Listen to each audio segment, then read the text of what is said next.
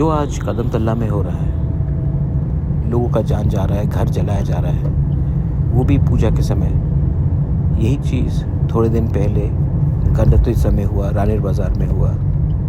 मुझे लगता है कि ये जो किया जा रहा है, ये इसके पीछे किसी न किसी का हाथ है। ये लोग चाहते हैं कि त्रिपुरा में वायलेंस हो, जैसे मणिपुर में हुआ, और आज मणिपुर 20 साल पीछे चला गया है वायलेंस के लिए। त्रिपुरा भी पीछे जाएगा। मैं नहीं चाहता हूँ ये सब हो।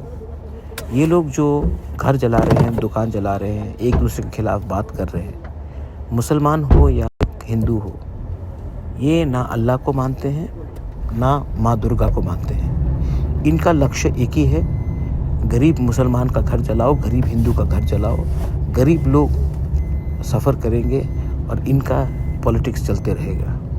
मैं आप सबको अपील करता हूँ, इस समय शांति रखो। इसके पीछे जो भी है, इनको सक्सेसफुल होने नहीं दो। मैं इसके नीचे जाकर पकड़ना चाहता हूँ कि इसके पीछे कौन ये शैतान है जो हमारे राज्य को बर्बाद करने के पीछे पड़ा है।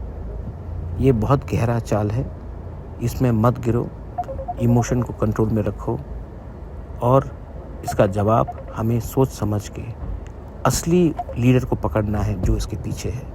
और वो असली लीडर ना भगवान को मानता है, ना अल्लाह को मानता है। ये मेरा मैसेज सब